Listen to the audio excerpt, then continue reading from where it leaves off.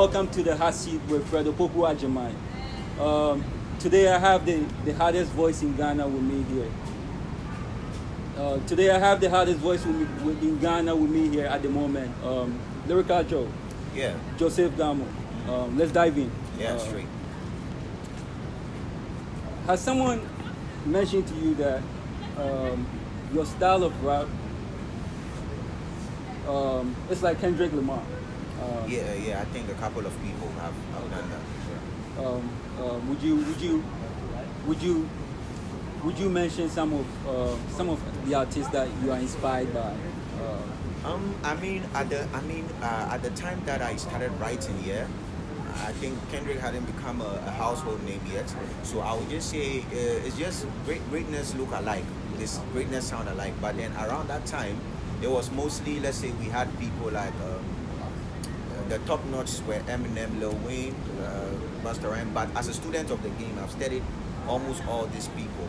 And yeah, of course, Kendrick is an inspiration to us well. Yeah. I like that. I brought that up because, like I said, I'm based in the U.S. I go back and forth. Yeah, so, yeah. Even when I listen to you, when I do listen to you, dude, you paint the perfect picture of Kendrick Lamar. Yeah. But the problem that I have is Ghanaians are not getting there yet. I think you are way ahead of your time. But eventually, you're gonna catch up. And I mostly mentioned that in my music. I mostly mentioned that when I'm rapping because I know the odds we are against. Yeah.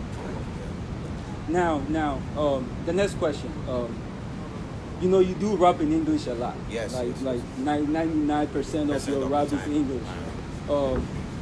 My mom listens to Sarkodie because she gets the tree language. Yes. Like everybody's able to listen to Sarkodie because they get the tree language.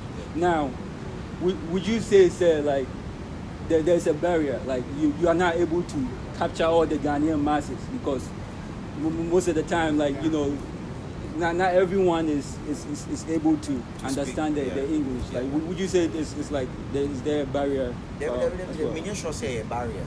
I'm not sure there's a barrier at all. I know that Ghanaians are not illiterates or they understand English, but it's like something that is being reintroduced. When they hear news in English, they understand what's going on. Yes. They said, "Oh, hello, there's been a robbery case or a murder case." They understand it. Correct. They don't need anybody to come and say it in G. They really understand what is going on. Yeah. So let's say it's just the first time that somebody is trying to do it like Sarkodie in English or something like that, and eventually people will catch on. There are people that have already catch on with it, and people will catch on, and in that way, means so much Ghana to the Western world without them struggling to also understand what I'm selling to them. So I feel like it's hand in hand. It's good that we have the people like the Sarkodie that are doing it in G, and it's good that we have people like me as well that is doing it in English. Let me continue off that. Not to dive into the beef or anything, but let's say a lot of people are saying that me preferably, right? Amerado does something cheap. Yes. So sometimes I feel like he's getting the attention because people can pick up easily. Yes. People can pick up easily. So so I believe that with him winning the best rapper, right? His song was a little bit commercial, but it was in key. Yes. You do a lot of heavy rap. Yes. If yours was in key, I feel like people would have, given you more attention. So I get that you say it's not a barrier, but I still believe that there's a little bit of such a barrier there. I think if with you know the what people, I mean. Because at the same time, I also won the VGMA rap performance of the year, and it was straight 9 minutes English rap. So I feel like the thing is there, and there's a barrier, but then it's up to us, those who are doing the English, to take it upon ourselves to keep pushing it until it also becomes accepted or acceptable to the people. When somebody has to take the first step and do it, and that's what I'm doing. For many years and a while, like for some time now, an English straight 9 minutes English rap has been able to win a rap performance award at the VGMA. So that's something that is changing. Yeah. And you are with 2MG music label. Yes. Now I feel like there are 54 African countries We have the video and them, Nasisi and them. You see them touring all over Africa. Yes. This is my personal opinion. Yes. Don't take it as an offense or anything. Yes. Do you think your label is doing more for you, or do you think they are pushing you enough towards Africa? Because I lyrically, I think, man, you look. I listened to your August 1 to the 5th August, the 1 to the 6th, and I was blown away. Yes. I feel like at this moment you should be all over Africa, right? Yes. So, do you feel like your label is doing much for you? Okay, so with regards to 2MG, I started working with 2MG not too long ago. Okay. Yeah. Okay. And previously I was independent, and it's just so much little you can do when you are independent. But all these things that you said is something that we have in plan that we are moving towards, as in my African-wide tour. Because African-wide, so I have that attention already. Actually, talking of Sierra Leone, I mean, we've been to Sierra Leone though. Since I came on to 2MG, we've been to Sierra Leone to do some pushes there and then work with some artists and everything. It's left with the rest. We're taking it to Kenya, South Africa, and all that. So it's definitely, your suggestion is not wrong. It's definitely something that we are going to do. That's true. Okay. So you know, I did mention of the Kendrick Lamar thing. Yeah. 3 months ago, Vic Mensa, Chance the Rapper, Kendrick Lamar, they all came to Ghana. Like, I was thinking to myself last night, where were you? Like, those guys. I mean, for the Kendrick one, right? With nobody knew he was coming to town. The plug, how he came to town and everything. So we tried linking up, but it wasn't possible. We pulled the possible strings, the people that we knew, and it was like it was close for any sort of work or anything. Now it wasn't possible, but with the Big Mensa and the Chance the Rapper, we've linked up. So that's something nice. That's good. Do you plan on doing more collaborations with them as the time goes on? Yes, definitely. Because that's my market actually. That's my market, and that's why I'm doing this. I like it. I was watching your interview on Max TV, right? Yeah. And I think you said Rap and Nitro, and you guys are trying to heat it up. Yeah. Now, let's go back to this. Sako, the metal cars and them, like, man, they've been doing it for like 2 years. 2 years. So when you say Rap and Nitro, more years. yeah, more years. Like I'm talking about, like, with the No Pressure album, like that just dropped. Okay. Ghana is still, like, when you're up there, man, like we are still doing it. Okay. But when I heard you say Rap and Nitro, you're heating it up. It kind of brought me back. I seen, like, what you saying? I seen, like, I would classify you as the new face, the new face. I mean, I see you as Sako just replacement. Okay. So were you saying that in terms of, the new school, like, heating up? I mean, I'm saying that in terms of whatever the SAC them and medical them will do, they've done it, and they've done it over and over again. SAC is a legend. You understand? There's nothing much more he can do again. Whatever he chooses to do, he can do. He can decide not to rap anymore. He's done what he has to do. It's now left to us. You understand? And he's not the one that is will come and pick us up and tell us that do it this way, do it this way. Yeah. We could learn from the things he's done, and then we also pick up on it. But now the whole thing is left to us. And with this era and this new school, the faces is what you are seeing. There's nothing else here. This is the faces that you are seeing, and it is left on our shoulders to make sure that we have the ones that can take it international, the ones that can make it a home thing. We need to have everything as a country. Correct. Yeah. Correct. So that's what I meant by, since those people are done doing what they have to do, or we've seen it over and over again from them. They've proven that yes. Now it's time to take something new to the world, and it's we that we have to heat it up. Okay. So now my next question is, a lot of our rappers are following the Afrobeats trend. It's popping right now. Do I see you in the future, maybe on the track with let's say Omale, like that? Do I see you maybe on the, because you also said I love Omale. Mm-hmm. Like somebody like Omale. I love Omale's music. Somebody like Burna Boy. Yeah. And I listen to them on a daily. So that's why in Ghana here you will see me maybe on a song with somebody like Kelvin Boy and things, because they are he's equally also good, and they have that. And the Afro thing, I've been doing Afro. as well. I mean, I've been putting my rap thing on Afro as well. I just don't happen to leave behind the rap culture. I make sure that within every year at least I have something for the core rap fans as well. I like that. I like that because I was going there. Yes. I wanted to just make sure you weren't leaving the rap, the rap scene, and just running away for the money. No, I mean, under every year review, there's nobody that is currently in Ghana dropping 9 minutes, 8 minutes, 10 minutes rap songs. You understand? And I make sure that I do it every year. So aside that, with my barcodes, I find the young ones that are rapping as well. I put them on as well. So you just mentioned that. What is your role in making sure that the Ghana rap scene stays alive? Because right now it's you have the momentum. You have a big role to fill. What is your role in making sure that's some of the things. Like for example, my I just dropped the challenge, Obey, and I see the youngest hopping on it. The winner gets something home and all that. And I see them towing the lane, like they're really showing their skills and capability and all those things.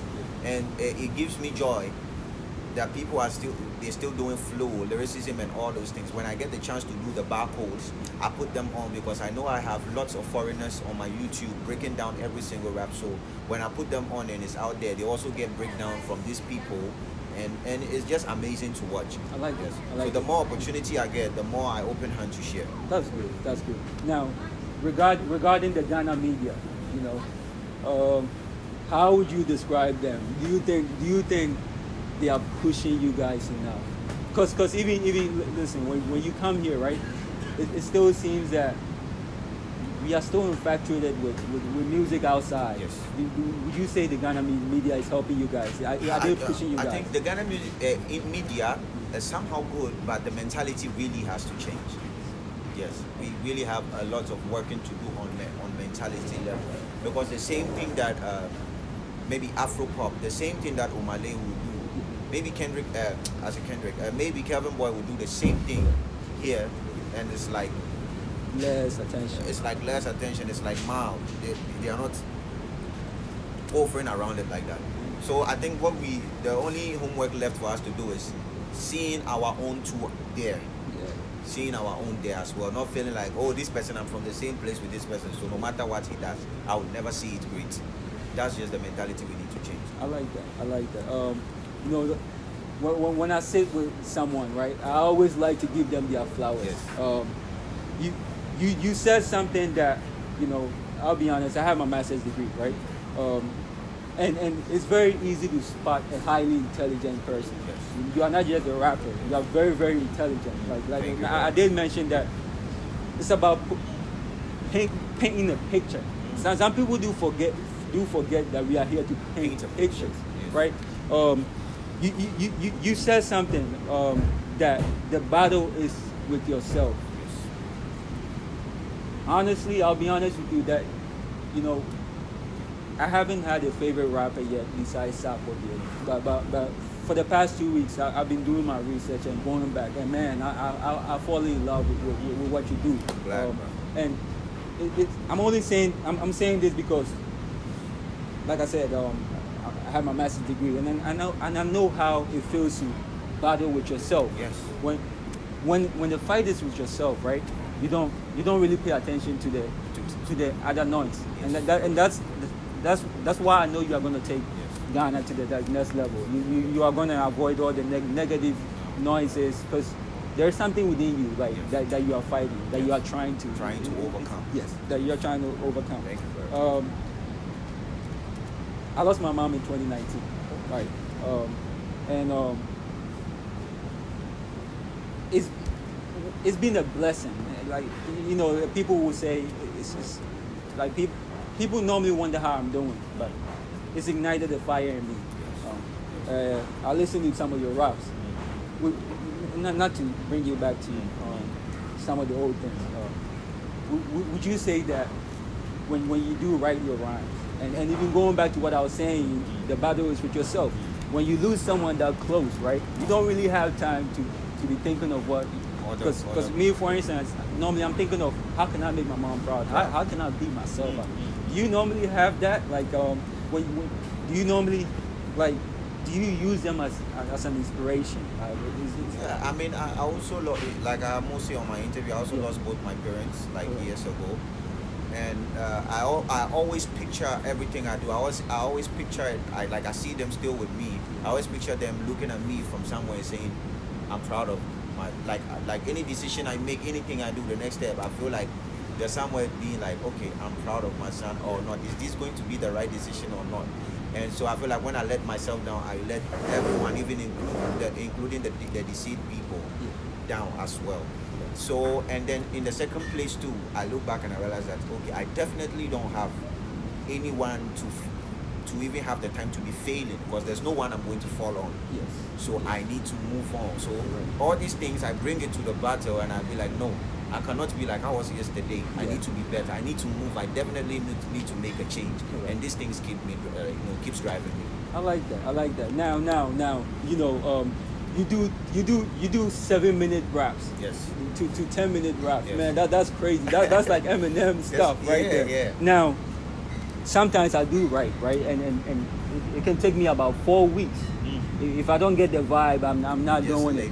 Now, I would like you to take me through a little bit of your creative process. Process. When you start writing the beat, like how long does it take you? Like do you like I said, you know, I can go back on the same verse for about 2 weeks. 2 weeks, yes. Does it take you like a whole 4 months, 3 months to you be able to do this? They say rap is poetry, right? Yeah.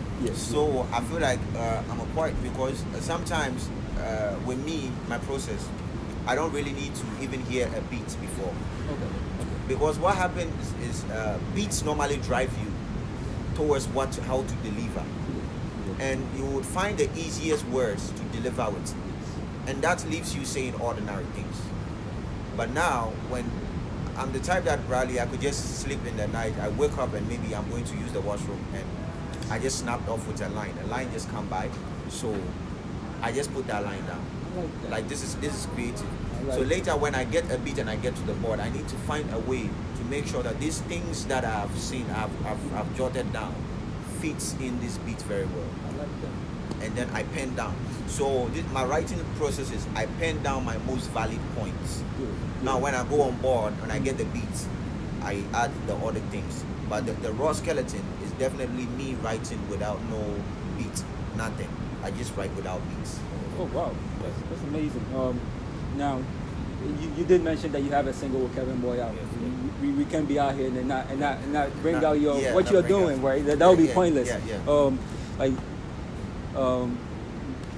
How would you say that song is doing? Like the new song that you released, I think you released it on May 5th.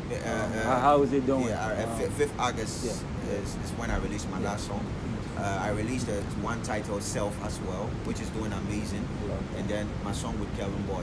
The thing is that when this year began, my whole game plan from January to December was a collaboration season for me with most of the people that I would like to feature here in Ghana, right? And that's what we did. We had even most of the collabs ready. Okay. And the plan was to drop the Kelvin Boy one. And the title was already Win-Win. So on the night where I won the VGMA award, I just released the artwork, and then the following day the song came out, and it's been doing amazing. It's one of the songs that people love. And under the year review, I've done some of my barcode series.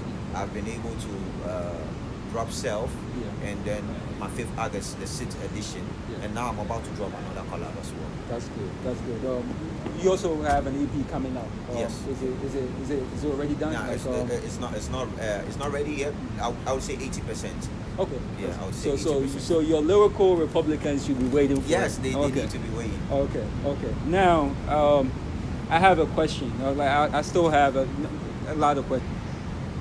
You know, you do release rap on your birthday. Yeah. That is very creative, and I would say very strange, but it's also it's something great that you do. Like, it's such a selling point. Yeah. Now, obviously you're going to get old, and I'm not saying like you know, the main question that I want to know is, would you be doing that every year? Like, should your fans expect that every year? You know, like, is it going to be something different? Maybe there are years that maybe I might come up with something different, yeah, and be more. But I just guarantee that it's definitely going to be something they would enjoy, and I'll be creative about it. I can't promise that every year is going to be that long minutes of rap, but I can promise that it's going to be something worth listening and hearing. Okay. Again, and that's the reason why I wanted to ask that is, you know, you did you had an issue with three music, you know. Me, for instance, right? It's easier for someone to see that, for someone to probably say, oh, it's a freestyle. Yeah. You know, like that's why I actually wanted to ask that question. Yes. Because it might come from you as a sound that you know you want to win an award with it, but maybe people might see it as a freestyle. That's what I wanted to ask. So you see, the thing is that part of my quest to push the rap, the whole English rap thing from Ghana, or the hardcore rap thing from Ghana, is to make sure I don't cheat any part of the culture. Yeah. Now, people normally do this rap, hardcore rap, and they just go stand behind some big tractor or a trailer, and then they shoot a black and white video and tell you that this is just rap. Now, when you watch my rap videos, even this edition and last year's edition, I don't cheat any of this. As far as it's a 9-minute rap song, I make sure the visuals are worth it. Yes. My transitions, everything is on point. And this year's visuals is just beautiful. It's just nice. Yeah, that is to be part to shoot, to push the culture, so that even if you get tired, even if you don't want to listen to the rap long, the visuals alone can keep you watching what's coming next. So I make sure I put all that in consideration. It goes down to even instrumentation. I have my live set and everything into the instrumentations and everything. So it's just not any ordinary rap thing that I do on my favorite artists, but I structure it, plan it, do the thing very heavy, and I shoot very, very, very, very professional videos for it as well. That's a good point. That's a really good point. But and you know, like even with me, right? I left Ghana before the whole three music thing started. You won the VGMA. Yes. Look, we've been known that to be the Vodafone Ghana Music Awards. It's always been around since I was a baby. Yes, so, to be honest, I mean, look, that's what matters to me. Ultimate. Like that's what really that matters to me. But one thing I'm really excited about, and also the reason why I have so much respect for you is, you know, you acknowledge Sarkodie. Like you are not over here like picking shots at him and going crazy. Great, you know. Because this is a man that is like at a point where I was an independent artist, and it's not like I was with any big label or had anything. He was able to hop. I requested he was able to hop on my song, and he came for the video shoot, did it for free. And so the thing is that he did all that for free, and he took that. So the thing is that I don't judge people based on what someone is saying. I judge people based on my personal experience. This is what I have experienced from the person. It's nothing but greatness. So I need to appreciate that. I like that. Now, what about Manifest?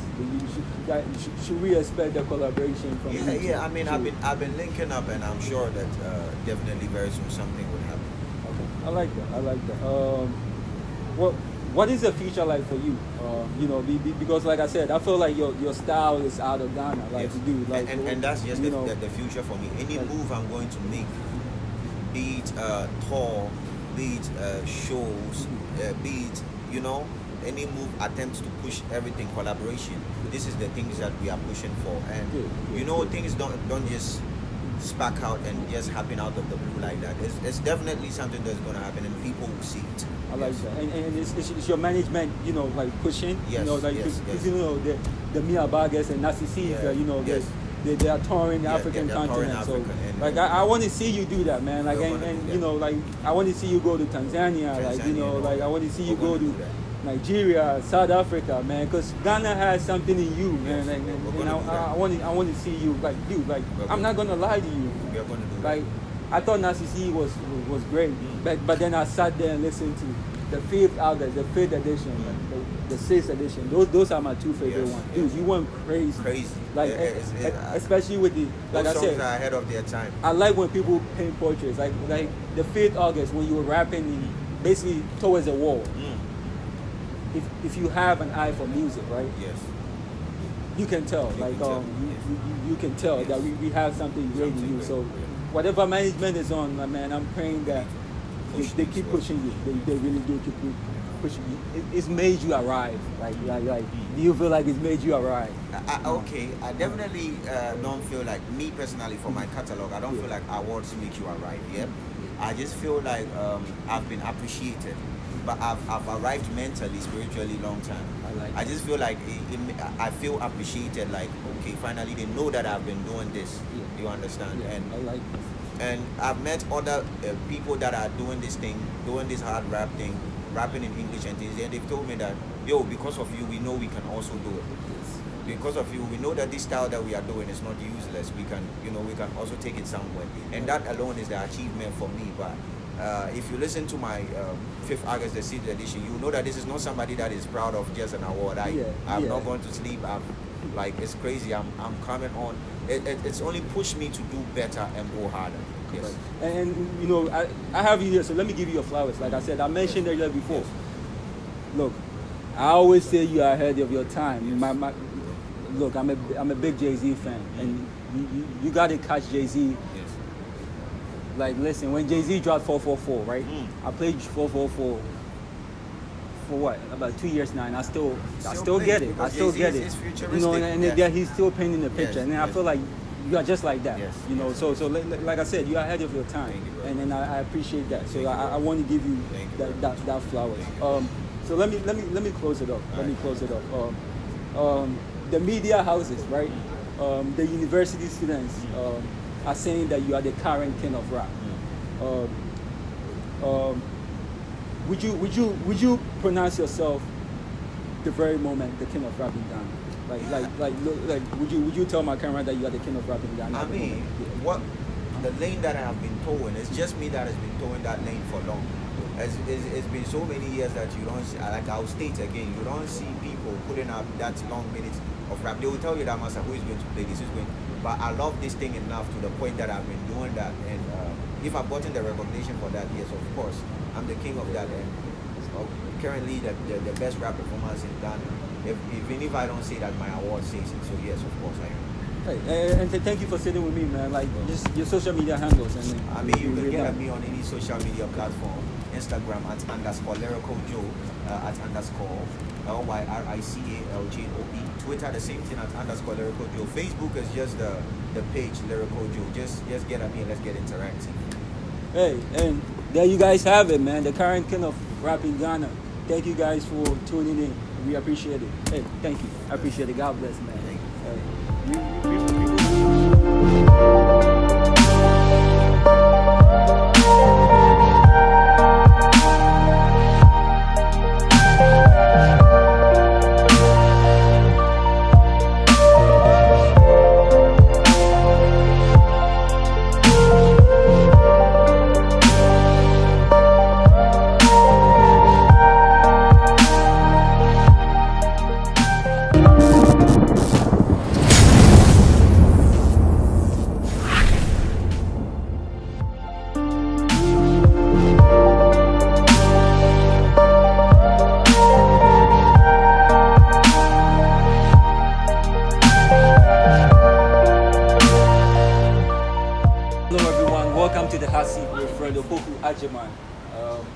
If you're on Twitter Ghana, you have heard about Albert Nathaniel Hyde, unless maybe you are hidden under a tree. Today we are here to have a conversation. Many Albert became Komo. Albert, I'm patriotic to say. I'm very fine. Nah, but Aba Bongo Ideas. Like always, like it's funny because I had to do my own research to make sure that your name wasn't Bongo Ideas. Like, you give me a brief example of where did you get that name? Like what's the purpose? Like, what does it symbolize? Who is Bongo Ideas? Like. All right. Basically, Bongo Ideas is it's a blogger and a critic, and I got the name Bongo Ideas because basically my name is Nathaniel. Okay. You understand? So if you are Nathaniel, usually people call you Nati Bongo, Nati Bongo. Okay. So that's where I took the Bongo. As for the ideas, I like to share ideas on everything and on anybody. You understand? I love to have opinion on issues and on everything that happens. So I just added a Bongo to the ideas to make it Bongo Ideas, and that has been my identity for some time now. So would you call yourself like a social media celebrity or like a social media critic? Yeah, I think I'm a critic, a social media enthusiast. I don't think I've reached that celebrity status. I think a number of people know me, you understand? I'm popular in some circles and all that, but I don't really think I've reached that celebrity status. I'm still beginning. I've not reached anywhere. Okay. You take a lot of heat on Twitter, and then it's like you said, you have a comment on everything. Like basically, you have a comment on everything. Yeah. One, like, do you feel like you have to have a comment on everything that goes on? Like, do you feel like you have to share your idea on every particular thing that? Because the reason why I'm saying that is because, there's a saying that we have mouth, right? But we are not supposed to say anything. You get me? Like, like especially for a man, like, you are supposed to bottle your emotions sometimes. Like, but do you feel like you are supposed to express your opinion on everything that goes on? I think everybody, we have the power to speak on any issue and on anybody that wants to speak about. That is the power of democracy. You understand? That is the power of freedom of speech and everything. And I believe that the next generation of young people, we need to have young people who are able to speak their mind. You understand? Because in Africa, when you are growing up, you are told that when you are young, you don't have to talk. When adults are talking, you don't need to talk about some issues. Some issues are not meant for you to talk about. But I feel the next generation of young Africans, they need to be very, very forceful. We need to be very, very opinionated. We don't need to accept everything that is thrown at us. We need to question, we need to probe, we need to look into everything that is happening. That will help us. That will help our cause. When you look at the politicians, when you look at our leaders, they know we don't ask questions. They know we don't pay attention to the tiny details. You understand? So they throw everything at us, and they know that we will just accept it. But if they know that we have youth who have opinions, you understand? They have views on everything that happens. I think they will think twice when it comes to whatever that they want to do. So I think it's going to be. I think the reason why people see it as really off is because it is happening on social media. You understand? Social media is a very polarized place, and you don't know the person who is reading your tweet. You don't know the person who is reacting to what you are putting out there. So I feel because social media is a bit distant from real life, so people think it's a bit of, you can't share your opinion in real life like you are sharing on social media. But social media has given us that bridge. It has given us the bridge between our leaders and ourselves, the celebrities and ourselves. So that is the beauty of social media. So we should continue to share our opinion, and somebody like me, that is what I'll continue to do. Do you think you represent the youth of Ghana? Do you think you are now basically, not the voice of the youth of Ghana, but do you think you represent mostly for a lot of youth in Ghana? Oh I think I don't represent them. I represent some of their opinions. And some of the things I say, they like it, they retweet it because they feel that is what they think. That's what they want to say, but they are just waiting for somebody to say it. And that is where I come in. I like it. What you can't say, what you can't actually talk about, I will come and do that job for you. I think when it comes to opinion and stuff like that, I tweet things that they can relate to. I say things that they can relate to, and I think I'm becoming their voice, but I don't represent them. We don't have like I'm in a group of people that I'm representing. I just think I'm representing an opinion, and that's it. I like it. So your Twitter particularly says pay critical attention to all the tiny details. Now that I have you, right, let me start with this question. How is the state of the economy of Ghana? Like for example, the unemployment is high. Like crimes are high. Like where do you see Ghana going? Like today, for example, before we came here, right?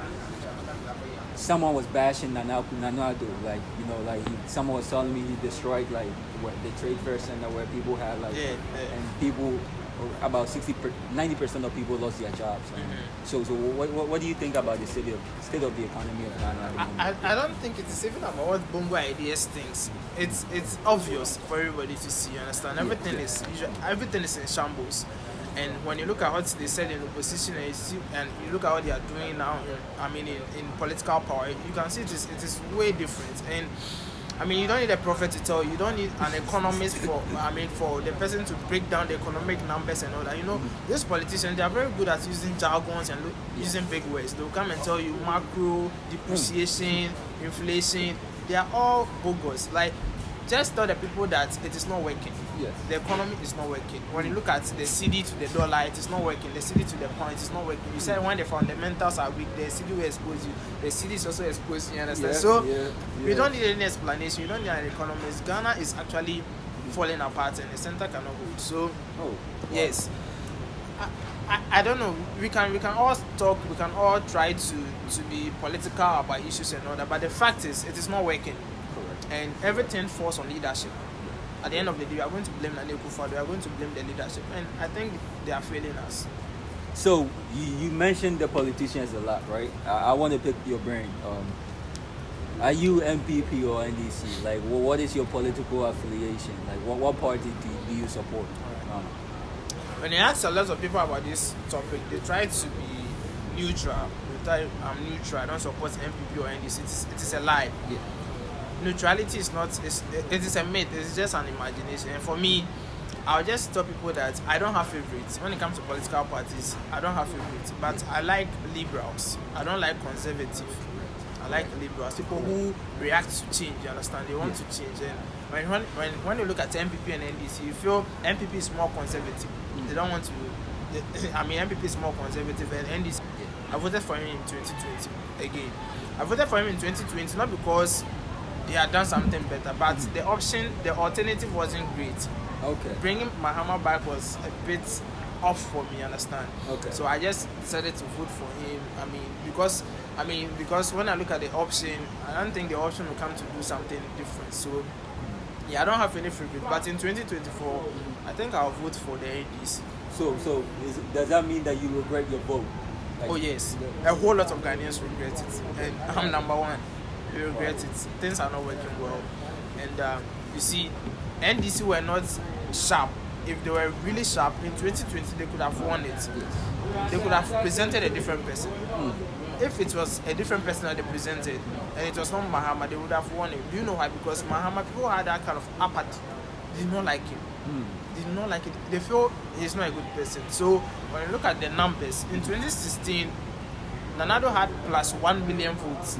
Plus 1 billion. But in 2020, it came down to plus 500 votes. So you get that. Right. NDC were able to get half of that plus 1 million votes. And it should tell you that if not for the fact that they presented Mahama, NDC could have won the election. So, yeah, we are all, disappointed. And the next election, we show what Ghanaians feel about the current party. Let me bring it a little bit more personal. Like, you know, you just came and I haven't really asked about who you are, right? So for the people that don't know you, right?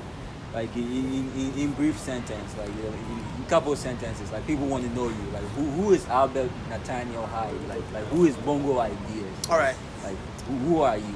Like in couple sentences. In simple sentences, basically I'm the guy that's Nana Aba and Bridgetotu and Sewame here humiliated on television. So I went for audition and I was, instead of the audition, I was humiliated, you understand, based on some of the things that I've been writing about them on Twitter and on social media. So that was how I became popular. That was how people got to know me. Yeah. But apart from that, I've been able to build on that exposure and build something like a brand for myself where I criticize celebrities, I criticize politicians, I criticize people in authority and try to, speak the mind of the people, the ordinary people, the layman. So that's it. So if you don't know me, you can go back to that video where Nana Aba were asking me, questions and humiliating me. Yeah, that guy is Bongo Ideas. So would you say you are doing better now because of that? Like, yes. Would you say you are doing better now because you have more, you've gotten more exposure? Like, Sure. You are more mature now because of that. Sure. Okay. Now also there are some rumors that you live with your mom in a single room and you've been doing all this. You are hiding behind closed doors and you pick up your computer every day and you are on Twitter doing this and. You understand? We want to know, like, is it true? Are you in a single room with your mom? It is not true. When you're a critic, understand that as for you've been criticized 100 times. Yes. More than how you criticize people, you understand? Correct. So a whole lot of people will try to, undermine you based on what you do, you understand? So that's what they will say, that's what they'll put out there, but that's not what is happening. I live in my father's house. Okay. I don't pay rent. Okay. I live in my father's house, but I pay bills. I like that. Electricity and everything. I live in my father's house. So you're a hardworking man. Like. Oh yeah, I pay my bills. I do everything. Aside from rent, yes, which I don't pay because I live in my father's it's house. A lot of Ghanaians. Yeah, in my father's house too. I don't live in my mother's room. I have my own room. It is a house, you understand? And we have rooms in the house. Yes. So I live in my own room. My mother also live in her room and all that. So yeah, that's it. Now, let me go back to that question, right? About the whole Nana Aba thing. When we go back on your Twitter, right? The most of your jobs goes towards these females, like Bridget Dotu, right? Like Nana Aba, Jackie Appiah, and them. Like someone would say, why? Like, do you hate women? Like, why do you pick on these women? Like, is it why so much hate? For example, I'm in New York with Fialdo, right? And a couple weeks ago, I saw you say something about her, knowing what she does. Like, basically, you basically called her a prostitute. Like, so it's like, why so much hate towards this woman? Like, I don't have hate towards women. I just hate women who also hate men. That's it. I don't hate them. And I speak about celebrities, whether you're a man or a woman, that's no matter. Yeah. Right now, I don't even look at gender, I don't look at personality, I look at issues. Yes. I attack issues. In the past, I used to attack personality. That's why a whole lot of people said I'm a cyber bully and all that. In the past, because in the past, I used to attack people and I attack personality. But now, I talk about issues. So if it is about an issue, and I'm talking about the issue, you can't also separate the human being from the issue. The human beings create the issue. So, I don't hate women. I just hate the fact that most of them believe they are feminists. Most of them believe they are successful, so they don't need men. Most of them have this self-opinion about themselves, and they live in that kind of, they live in that world that they've created for themselves. You understand? And for me, I think it's really, really irritating, and they are conscientizing the young generation of young women. They are telling them that, you don't need a man, you can do it on your own. Equality, instead of them speaking about equity, they are speaking about equality and all that. So I feel these people, they are misleading the youth, and when their issues come out, we need to talk about it. That's why I go hard at them. It is not because I have any personal issues with them. When I see them and I want to greet them, I'll greet them and pass by. I don't have any personal issues with them, but I feel what they are projecting on social media, what they are projecting on the media, what they are projecting on the young people, it is not right. So since it is not right, I'll speak to it. Now, someone would say that you also might not have the right to be making these allegations, because guess what? You are just making these claims. Like, do you have reliable sources? Like, how valid are your claims? Like all these claims that you make, like it's Twitter. Like, how valid are they? People forget that I'm a blogger. People forget that I'm a journalist. Okay. And I have information on people. I have information on things that happen. I have exclusive information. And if I'm to spill everything out, I don't think we can all live in Ghana. You understand? We have issues. We have information on the lifestyle of these celebrities. Most of them are sponsored by politicians. Most of them are sponsored by big men. You understand? Yes. Most of them, their lifestyles are sponsored, and they come out to tell you that they work for everything. But that is a lie. You understand? So for me, I know where I speak from, and they know me. Okay. The celebrities, they know me because I've paid the price for what I do. But do you know you can be sued from these things? Like, do you go into the mindset that one day you can be sued? Like, I know, and people are even calling for me to be sued. But when they sue me, would you be ready when that happens? Can you? I'll ever be ready, but what they forget is when they sue me, they are even giving me more popularity. Okay. They are going to make me more popular. They are going to give me more impetus for me to speak about issues and for me to be forceful about issues. And I believe that what I do, there are people who understand it. There are people who accept it. So for me, I'm not even afraid of legal issues and all that. When we go to the court, I know what I also say to defend myself. Okay, so you are ready to lie in your bed. You are not scared. You are ready to defend yourself. What I'm doing, I need to be ready for the consequences because there'll surely be consequences. It could be legal, it could be physical, it could be whatever. You need to be ready for it. You understand? So I'm ready for it. So let's go back to that incident with GHOne, right? I don't say GHOne, but Nana Aba and yes, with Nana Aba and their people. You know, before the whole incident, like I guess a lot of people really didn't like what you were doing, but when that happened, we all kind of felt bad. I was watching your interview, right, and I was kind of mad. I'll be honest with you. Like, look, I go outside. Like in Ghana, saying laws don't work properly, but there's no way someone should be chasing you. Like when you said you were walking out of GHOne and a lady was trying to with a tripod, and two men are trying to beat you. Dude, that is insane. I want to say that I'm sorry to begin with that. If no one has ever said that, but damn, like to go through that, my apologies as well. Thank you. Were you scared in that moment? Like, walk us through were you in that moment? Like, what went through your mind? I wasn't prepared for that. I wasn't really prepared for that. Actually, I wasn't even prepared for the fact that they would be bringing out tweets and all that because at that time I wasn't popular. Nobody knew me. I had a very small account on Twitter.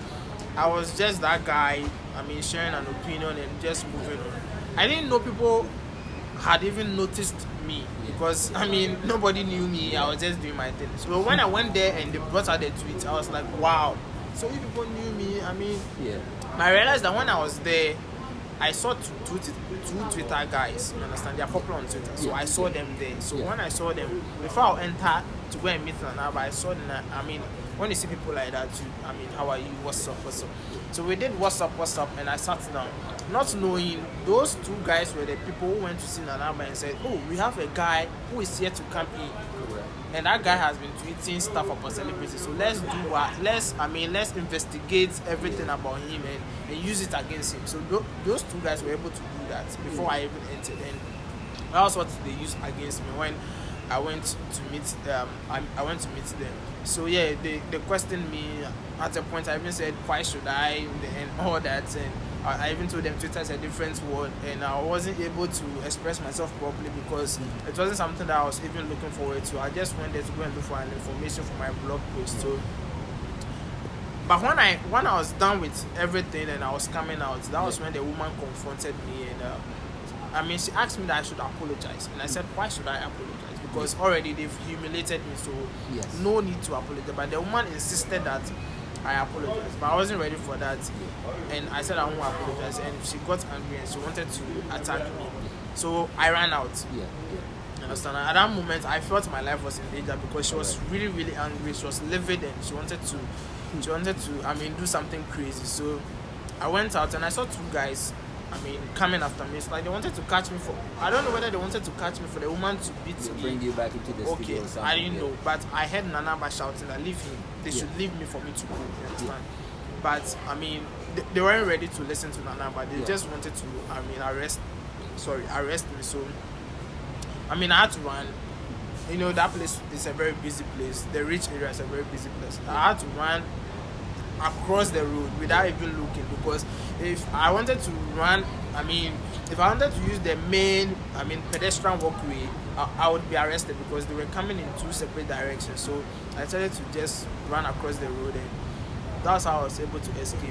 Did you ever file a police report? Oh, you didn't? No, I don't think it was really necessary because that was a price I paid for becoming Bongo Ideas. You understand? That's why you are even interviewing me. So it was a price I paid. And for me, I want to capitalize on that to do something for myself. Did you ever get an apology from Nana Aba? Did she ever call you to apologize for that incident? That's why they called me to give me a job. I don't know whether you heard the story. I heard they about called me back because, you know, Bolare is the owner of, or the CEO of the place. So he wasn't aware that something of that sort had transpired. So, I mean, he called me and said they wanted to rectify the situation and give me, I mean, an appointment at the place. But, I mean, at the end of the day, I rejected it and I mean, decided to do my thing. Okay, then no, that makes sense. So now let's go back to the comment that you made. You know, I'm a man, right? I'm engaged. You see all these guys, right? You know, in the future they all plan on getting married. Oh, right? sure. You made the comment that marriage for a man is a loss. Oh, yeah, sure. Are you single? Single? Yeah, I'm single. Technically, I'm single. Do you plan on getting married? No. Why do you think marriage is a loss for men? I think marriage is a loss because, first and foremost, in our setting, as a man, when you marry, all the responsibilities lie on you, understand? Okay. From the beginning of the marriage to the marriage itself, you understand? You need to take care of the family, you need to take care of a woman, you need to bring 4 children and all that. And marriage, you see, marriage gives you some legal obligation. That legal obligation, in the sense that whatever that you make in the marriage, you have to share it with your wife. At the end of the day, you lose everything to your wife. All the financial obligations lie on you. You don't think that's a blessing? All the emotional responsibility, like all the psychological, responsibility, all the spiritual, responsibility. At the end of the day, they believe that a man must provide for the woman. Okay. For the rest of your life. Okay. When you're going to marry the woman, you have to pay a bride price. Okay. Why do you pay a bride price? You pay a bride price because you are thanking the parents of the woman for taking care of her, sending her to school and all that. Why are they not paying a bride price for the man? Because it's your parents. I get it though, but have you?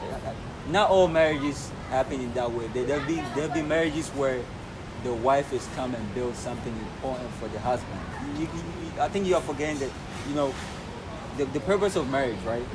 In the Bible is procreation. I get it. You can also procreate without necessarily getting married. In this dispensation, you don't need to marry to enjoy the benefits of marriage. If you want sex, you don't need to marry before you can enjoy sex. If you want children, you don't need to marry before you can get children. You can get all the benefits of marriage without necessarily tying yourself into that. I think it's a web. It is more of a web where the man is going to lose himself trying to build somebody, trying to build a woman, trying to build a home.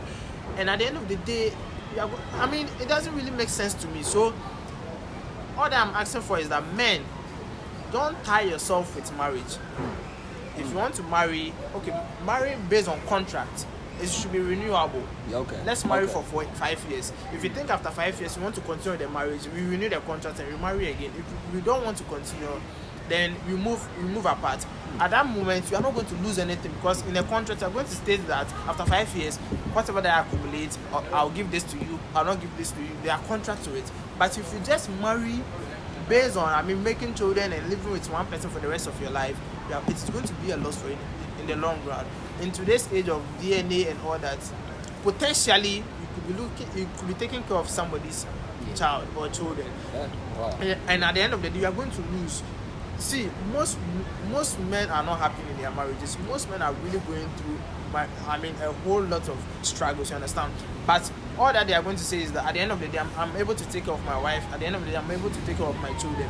But you are not even getting time for yourself, for your dreams and for your aspirations. You are not even able to achieve them. You are trying to build the life of another person. So marriage is a loss.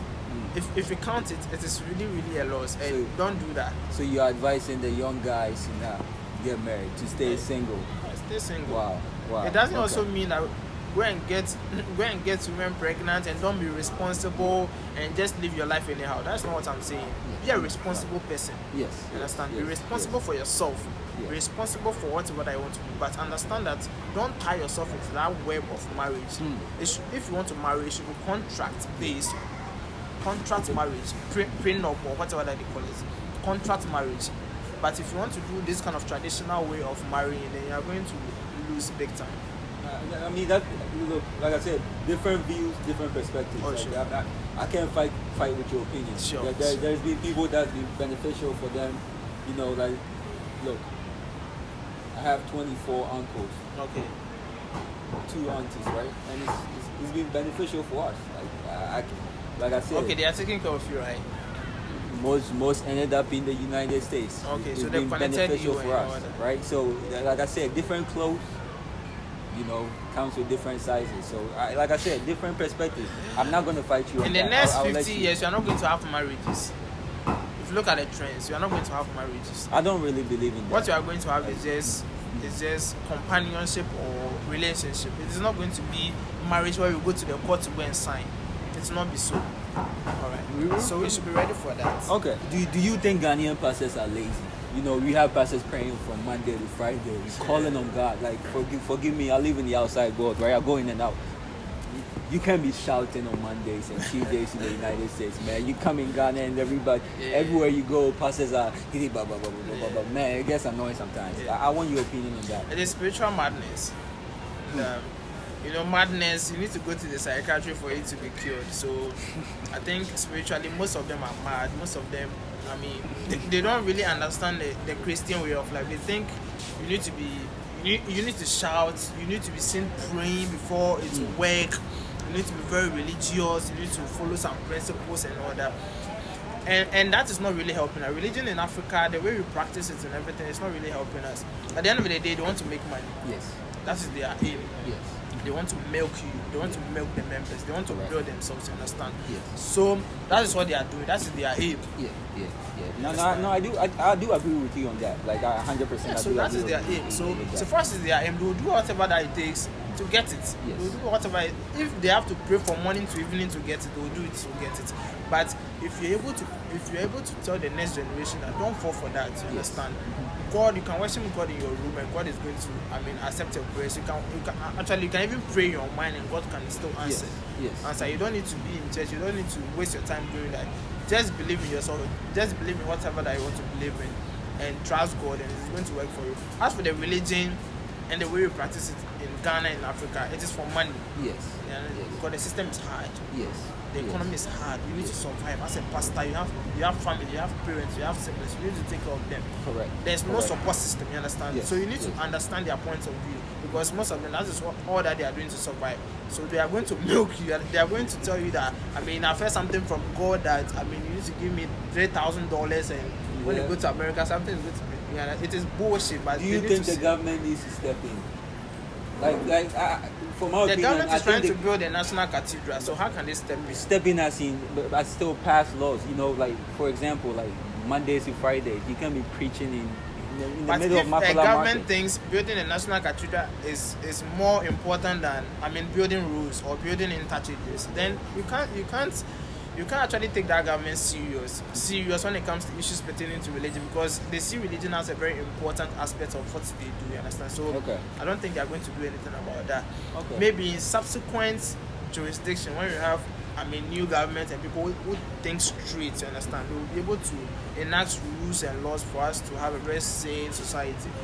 Until then, we are going to have these pastors making noise, shouting on top of their voices, trying to make money at our expense. I like that, but you know, let's move on. Let's move on. Sure. So back on the Jackie thing, right? Nigeria pays. You look at the actors like Jim Ike, you know, India though, they are still living the same. That's why I'm very confident that she can make that money. I know. I'm not saying acting is not lucrative. I'm not saying you will not make money from acting. I'm just saying that the money you make will not get to the kind of things that they put out there. It's not true. Maybe they are doing other stuff. Sometimes they will tell you that they are into real estate. They become ambassadors for brands. They become whatever. They have sponsors and all that. Okay, that's true. That could be true. That could be true. I understand. So, but Jackie is always insisting that I made everything from acting, and acting is the reason why I'm able to afford everything. And I still do not believe that. if she believes that, I mean, everything that she has made is from acting, she should come out and come and show it to us. She should come out and come and clear the air. Yeah. But until then, I believe she has sponsors. Okay. Whether she sleeps with people, whether she moves with politicians and all that, I don't really care. Yeah. But what I care is that she should not lie to the young girls. You understand? The young girls will be listening and be like, "Oh, let me go into acting and I'll be able to make this work." But you go into acting and you realize that it's not that lucrative. Yes. You understand? Yes. Even Netflix is running at a loss. Yes. So they shouldn't lie to the people. They should just tell them the truth and tell them, okay, I have side hustles apart from acting. I do this, I do that, and that was able to fetch me the money for me to build whatever that I built. But they shouldn't come out and try to paint a very nice picture of their world. That is not really true. Okay. Now let's finish with Kwadwo Sheldon. Like, are you guys on good terms? Like you claim he doesn't. Basically, from what I got, you claim he doesn't have the intelligence to be making such claims that he makes. Can you highlight a little bit on that? Like, why do you feel like Kwadwo Sheldon is not valid yet? Like, is it the way he dressed? Like, because he doesn't have a degree, or what? Why do you? No, it's not because of the way. I believe Kwadwo Sheldon has tried to make a living, but I don't think he has a life. That is my point. Okay. You understand? Okay. He has been able to make a living. He has been able to build a YouTube channel. He has been able to gain that kind of fame and all that popularity. But I don't think he really knows himself. I don't think he really has a life.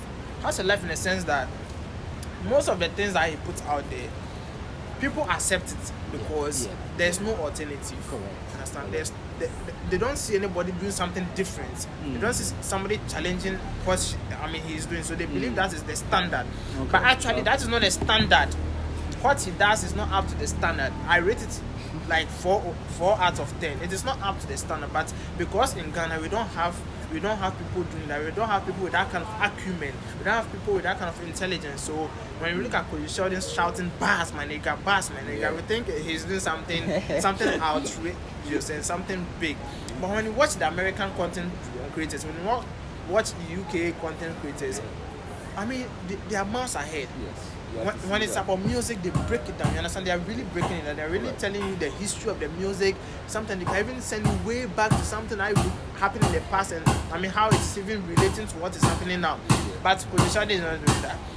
But and that's how I see it. So yeah, he will be able to make a living now. He will be able to do all that, but he doesn't have a life, and he's really emotional. Yes. He says a lot about people, but when people say something about him now, then he becomes angry, he wants to react. He's very, very reactionary. So that's how I see it. But apart from that, I don't see anything special about him. If Kwadwo Sheldon invites you to his show, would you show up? Why not? He invites me, I come. It doesn't. The fact that I don't see something special about it, the fact that I don't really rate you that high, does not mean if you invite me for something, I'll not come. I'll come and let you understand. Come and show my wealth. Come and show what I'm made of, you understand? And just move away. Apart from that, I mean, no crimes. I don't have any problems with him. I don't have any personal issues. I just feel he really steams himself too much. He really overrates himself. He really overrates his significance. You understand? But he forgets that this OMG voice that was able to build him. He forgets that it was OMG voice that put him on. At a point, he was doing comedy. Yes. The comedy was not working. Correct. It wasn't paying. Correct. OMG voice put you on. They taught you video editing. But he made something out of it though. So So no, when he realized that OMG voice had become almost like him, you understand? People thought he owned OMG voice. People thought OMG voice was his own property. So when he realized that he has become more popular than OMG voice, he decided because they feel if you take a new person and you build the person to the Kwadwo Sheldon level, the person will just leave and go and start something for himself, and that is a very ungrateful person. But for Kwadwo Sheldon, he will tell you that I did it on my own, I did everything on my own, but he has forgotten that he was a comedian. It wasn't working. And OMG voice were able to build him. So everything he has made, everything that he has become, it is because of OMG voice. And then since we like your opinion on things, the final question, what is your opinion on the state of Ghana music? You know, the Nigerians are, man, they are doing it. Like Burna Boy is in Finland, like Burna Boy, Wizkid, man, like they don't even play in they don't even play in Africa anymore. Like Selena Gomez is with Rima. They are everywhere. Like what are we doing? What are we not doing? Like as Ghanaians. First off, what is your opinion? We shouldn't even compare ourselves to Nigerians. Okay. We should come back to ourselves. You understand? We should come back to the drawing table and try to understand what we do. We should try to identify ourselves. You understand? Ghanaian music is more about high life and hip life. But I mean, when you look at what is happening with Amapiano, when you look at what is happening with Afrobeat and all that, we are trying to diversify. We are trying to do something different. We should try to identify our strengths. We should try to know what we want to do and capitalize on that. We should know our strengths. You understand? We should know who we are as Ghanaians, and we should turn out music that the world will accept. When you look at someone like Riala, Riala is doing traditional music, projecting traditional music, and people around the world receive her. You understand? Riala will go to a show in Finland and pull a crowd. I mean, he will pull about 50,000 people. Sarkodie will go to the same show, he will pull about 5,000 people. But people think Sarkodie is more popular. You understand? It's not even about popularity; it's about relevance. Correct. So we should be able to churn out relevant songs that will they'll stand the test of time. It is not songs that after 2 months it's gone. Like we don't feel the same way with Angelina Kidjo. That lady, she's not getting the support, but you know, like she's always win the Grammys. Killing it. Always win the Grammys. But you know, the youth don't know. They always think she wins and everybody's like, who is she? But man, she's pulling crowds. So I understand. Even the Grammys, they look at originality. They don't look at what is being mass produced. They look at originality. That's what Angelique Kidjo will mean. You understand? And Burna Boy is doing something original, something about him. You understand? It is him. When you see it, when you listen to the song, it is Burna Boy. You can feel Burna Boy. But for Ghana, we are all trying to copy. We are all trying to reproduce something that is happening in South Africa, something happening in Nigeria, something happening elsewhere. We should produce something happening in Ghana. That will help us to have you look into the camera and give me your final words for the Ghanaian youth, man. Like, you know, they want to hear from you. Like, everything from politics on. Just summarize it. Let them know. Like, you know, you've done a lot right now. You said so much things right now. So just give them your final words. All right. For those who don't know, I am Bongo Ideas. Bongo Ideas is a critic and a blogger. What I do is project my opinions, have an opinion on everything that is happening in Ghana and across the world. What I'm trying to do is to build a brand, a very solid brand. The brand is based on critiquing, professional critiquing. It is not about sentiment, it's not about emotions, it's not about favoritism. It's about speaking truth, regardless of status, regardless of your pedigree, regardless of everything that is happening. So join me, understand? Join Bongo Ideas, and let's build that kind of brand. You can get me on Twitter, get me on Facebook, Instagram, TikTok, everywhere. It is Bongo Ideas. Everywhere is Bongo Ideas. Follow me and let's try to change the status quo. Let's try to share our ideas. Let's try to challenge everything that is happening.